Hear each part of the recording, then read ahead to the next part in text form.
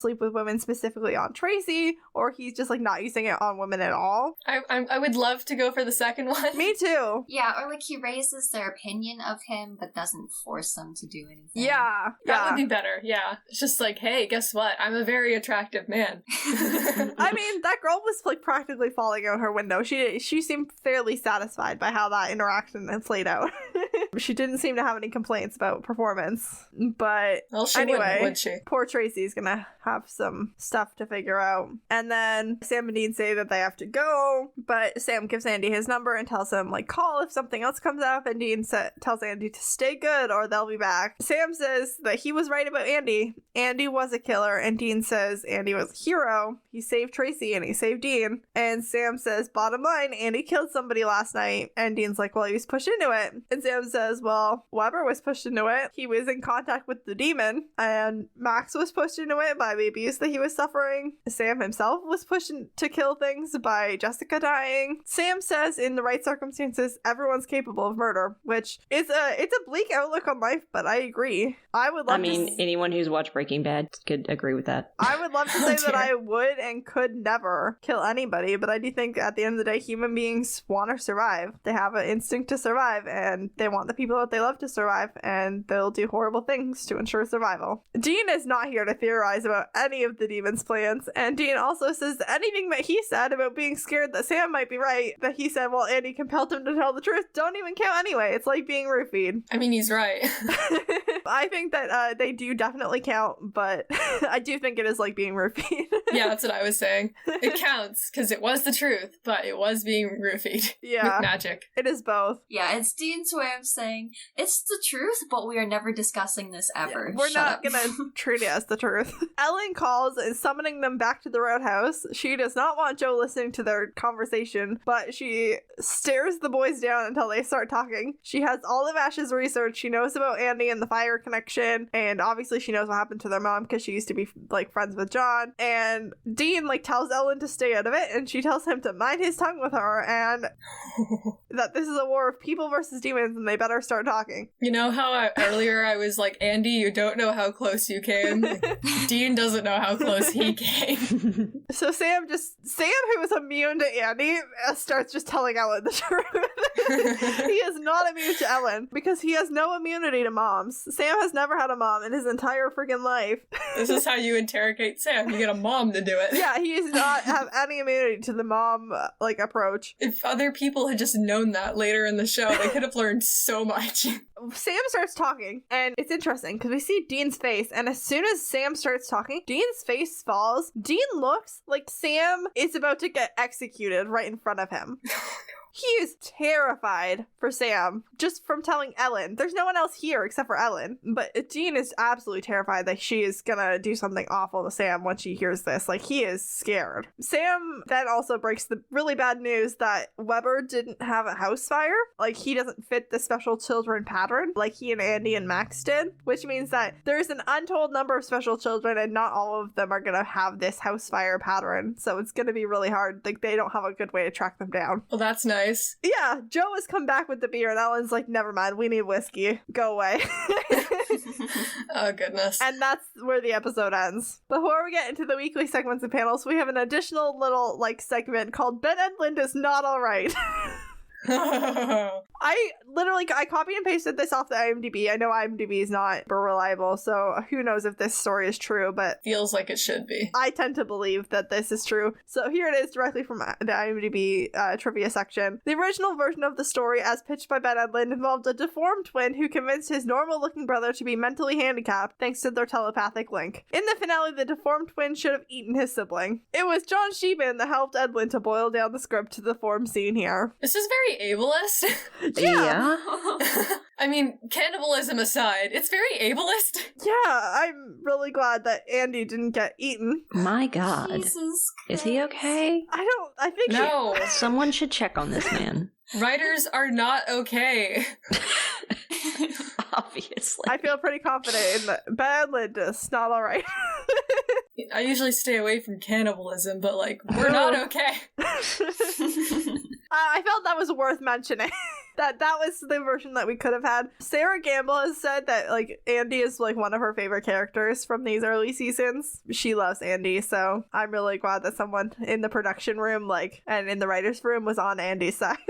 Yes, we have an advocate for Andy. Also, thank you, John Sheehan, for making that less ableist and also less horrifying. Oh my god, this was already awful enough. Yeah. On to some of our weekly segments and panels. Let's update the stats on some things. Total death count. This week we saw 3 deaths, bringing our on-screen total to 159. And the on and off-screen total for this episode was 3 plus. I mean, it's referenced that there was probably some others. Well, also, like, Andy's adopted mom. Oh, I forgot about Andy's adopted mom. It is 4 plus. Thank you. You're welcome. So that brings the on and off-screen total to 942 plus. I gotta update my spreadsheet before I forget.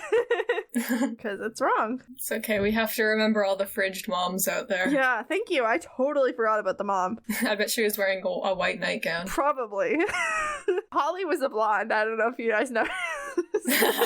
Meredith knows that she had good hair, but I just noticed that it was also blonde. Oh yeah. So let's go on to then MVP of the week. Let's start with Vail. Who would you like to nominate as MVP of the week? I'm probably gonna do the safe character and just go with Sam, because it's obviously about Sam trying to come to terms with what his powers might mean, and I mean, he was kind of working really hard to convince himself that this is a horrible, terrible thing. I would agree with Dean that Andy was not, like, he was a hero. He was not, it was in self-defense and whatnot. But yeah, Sam we got like 3 visions or something, which is like a new record, and we had a lot of moments where it was just Sam, like, figuring stuff out. Yeah, that's excellent. Yeah, Sam was working hard this week. Jordan, who would you like to nominate? I would nominate Sam. Sam? Okay. Meredith? I'm gonna nominate Andy. Yeah? It's kind of like his origin story, and I don't know, it wasn't nice to watch him kill Ansem, but like, he still took out the bad guy. He made a sacrifice for his morals and to help Tracy. He did save Dean. Yeah, so yeah, I'm gonna nominate Andy. This is the second special child that they've met, and it's the second one who's tried to shoot Dean. Dean is just one of those guys. I also nominated Andy. I love Andy. Yes. And also, he did save the day at the end of the day, so I felt it was his time. Bechdel test. Do we have 2 named women in this episode? We had Yep. at least 3. Yeah, we had Ellen, Joe, and Tracy. Did they talk to one another? I mean, Ellen and Joe did. A little Yeah. bit. A little. Was it about something other than a man? It was about beer? Beer? Yeah, beer isn't inherently masculine. I think this one passes. Barely. Just barely. By the skin of its teeth. However, also I feel like I'm willing to give it a pass, just because we're on episode 5. We haven't had a pass yet this season. I'm willing to let this one by the skin of its teeth go. Yeah, and there were a lot of moments where we did have like kind of prominent women, like Dean is deathly afraid of Ellen. Tracy was ordering Weber around. Joe, absolutely is hustling truckers left, right, and center. Joe. So yeah, I'm willing to let this one pass. Yeah. This week's case of the week was Psychic Dude. Does anyone besides Meredith have anything that they want to talk about here? It was just a really interesting application of this overall, especially because it seems like people know they're being messed with, but they still can't, they obviously can't do anything about it. Yeah, that's what I kind of thought too, like with the way that Holly and Dr. Jennings were reassuring people around them that they were going to be fine, and the way that Tracy was still like distressed, even though like there wasn't really like a reason she should still be distressed. Like, yeah, there just seemed to be like an awareness that you're doing something. Also Dean too, like Dean was trying not to tell the truth and trying to stop talking, and he couldn't. So like, it does seem like people are still aware that they're doing something they don't want to be doing, or that they wouldn't have been doing otherwise. It inhibits their own self-preservation. But even like little things, like Dean's still talking, or Dean giving the car, like obviously Dean would never want to give the Impala to anybody, and as soon as like Andy's gone, he like snaps out of it. And it's weirdly complex, kind of like what they do with the possession thing, except that you yourself are being willed to do stuff Yeah, like you're still aware at times, but you're not in control. Yeah, that is an interesting application of the term psychic.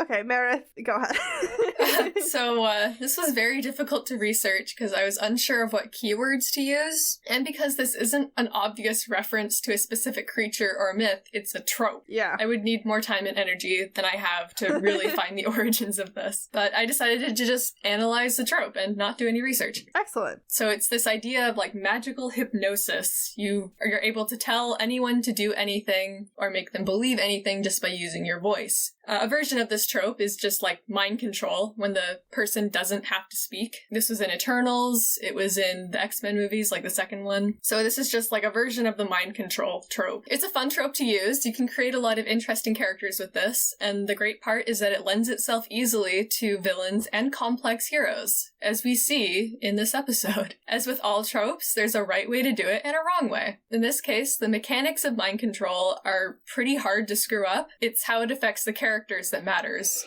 Because obviously, this can lead to some pretty predatory or uncomfortable situations, and I'd advise all writers to use this trope with caution. I would stay away from the sexual assault angle. Yeah. For sure. I think Supernatural uses it really well with Andy, though. Like, He isn't what you usually see with mind control. I usually see it with villains or with characters who are aware of its potential to corrupt, and they use their power with, like, an abundance of caution and discomfort. But Andy's just so chill about everything. Like, he's not totally fine morally, but he's not doing any real harm. He's just living his life in a van. Yeah. He's, like, living life in a van, and he's, like, not paying back his debts, but, like, he's also, like, not, like, gold digging anybody or, like, robbing banks or anything else, like, super nefarious. He's like, I got everything I need. I got a van and some philosophy books, and I'm a chill dude. Yeah, I've seen it. I have like a small list of like other places I've seen it. Like it was like The Ogres and Ella Enchanted, the book, not the movie. There's like Charm Speak in Heroes of Olympus with Piper. And there's a series I like called Children of the Red King. One of the characters has it. There's Allison Hargreaves from Umbrella Academy. I mean, an amazing show. Yes, it is. And like Jedi Mind Tricks referenced here. And then 2 characters from the books of Bayern. And if you want an example from the early 20th century, then you should watch the 1920 silent film, The Cabinet of Dr. Caligari. There's mind control there. Good choice. Yes, I love that movie. I haven't watched very many silent films, but I watched that one. And I've even used it for my own stories. I have a villain that has, like, mind control powers with his voice, and, like, it is a lot of fun to use, but you have to be careful. It's everywhere. There's fantasy, horror, science fiction, even stuff that's supposed to be realistic, because sometimes you get hypnotists. Yeah. Like, no matter where you go, you're gonna find this trope. And these are just people who use their voices to initiate the mind control stuff. Like, this trope has a lot of variety, and you can do a lot with it. And for those of you who want to learn more, Overly Sarcastic Productions on YouTube has an amazing video on mind control, and I will send KJ the link so she can put it in the description. Yes, I will definitely put that in the description. In conclusion, mind control is a fun but dicey trope, and it probably has really old origins because it's not a hard thing to come up with. Yes, excellent. Our next segment is Lowlight and Highlight, and let's start with Jordan. Highlight, probably the van. I love the van. And low light, all the suicides, but definitely the sexual assault reference definitely takes the cake for me. I'm gonna go with that. Yeah, that's a solid low light. It was not needed, sir. Get some therapy. Definitely get some therapy. Vail, how about you? This might not make sense, but my highlight is both times that Dean gets controlled, once by Andy and once by Weber. Just because I find it really interesting, and there's like a really big like dilemma there, and it felt very high stakes. Yeah, it's a lot of like conflict happening. But my lowlight is also the times where Andy is very okay with using his powers, like when he controls the cops and stuff, because it's just so reflective of what Weber was doing. Or like in the library where he's talking that guy out of the room so they can look at these files, and I'm like, it makes me a little uncomfortable there too. Yeah, it's not that different from what Sam and Dean do all the time. Lying to the cops or lying to get in to look at records, like... I know, but just being so comfortable with, like, messing with people's brains. because he has a magical element, like they can't, like, you know, like Sam and Dean sometimes, like, you know, like they walk up to someone and they're like, we're here to look at the body, and like the guy at the morgue's like, no, and like there's nothing they can do about it, whereas like Andy is like, we're here to look at the body, and there's no choice there. Well, I feel like because it's Andy that we're more affected by it, because like we've introduced him as this really nice, easygoing guy, and he just wants to like live a comfortable life. But he doesn't do bad things. If we saw Sam or Dean, like, control someone with magic, I feel like we'd be a little more comfortable with it, because we're just so used to seeing them manipulate people. Or, like, I don't know, like especially, like, the cops at the end. Like, we see lots of Case of the Week guests, people, like, cover for Sam and Dean with the police at the end of an episode. Like, that's not uncommon. But there is something about Andy having, a magical ability to make the cops believe him that does feel a little bit extra icky. I can see that. Yeah, exactly.